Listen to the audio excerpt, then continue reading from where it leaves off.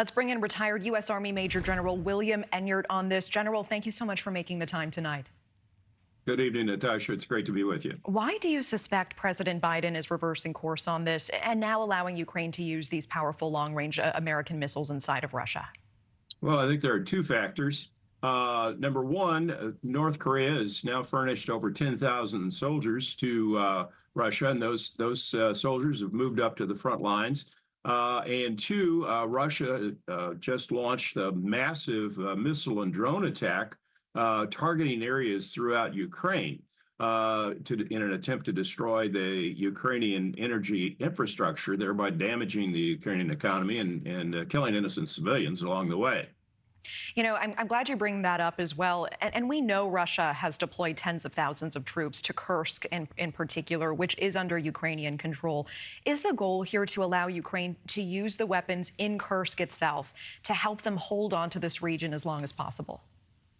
Well, I think the goal is to disrupt Russian logistics and disrupt massive movements of troops and armor. These missiles, and I think calling them long range is a little bit of a misnomer. The range on these is about 190 miles.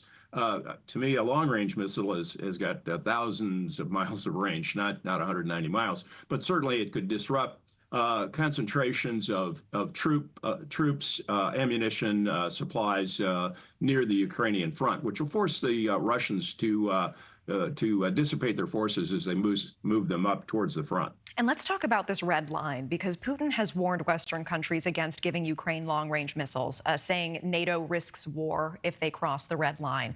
Do you think using these missiles would lead to an escalation in the war? Well, Putin has been escalating the war all along. He's the one who launched hundreds of missiles and drones against Ukraine. He's the one who got his friend, the dictator of North Korea, to send tens of thousands of troops to him that he's pushed into this combat. So Putin all along has been aggressively attacking Ukraine. Now, whether he would attack NATO, that simply is not very likely at all. Putin's got all he can do to handle Ukraine. He certainly could not handle the combined forces of the NATO countries. What are the implications for Trump's plans to negotiate a deal to end the war?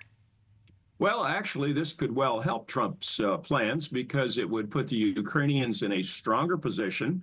And Putin only understands one thing. Putin only understands strength. He doesn't understand weakness. He's not going to negotiate against a weaker opponent. He's simply going to take what he wants. So in the long run, I think this certainly can help Trump's position in negotiating this conflict.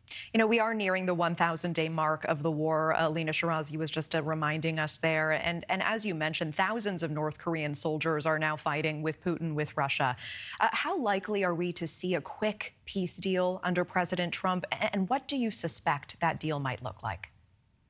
Well, this war's been going on, as you point out, for 1,000 days, for 3 years. I think the only way that it's resolved quickly would be if Putin gets everything he wants. And I don't think that Zelensky is going to cave into that pressure. And it's questionable whether all of the European countries would go along with that. Certainly Poland, Germany, and some of the other countries are very, very concerned about Russia moving any closer to NATO borders, and for good reason. Putin has certainly shown that he has no intention of scaling back his designs on more territory. You know, he invaded Georgia. He seized parts of Ukraine back in 2014. So he has been continuing to be on the march. The only thing that is going to stop Putin is military force.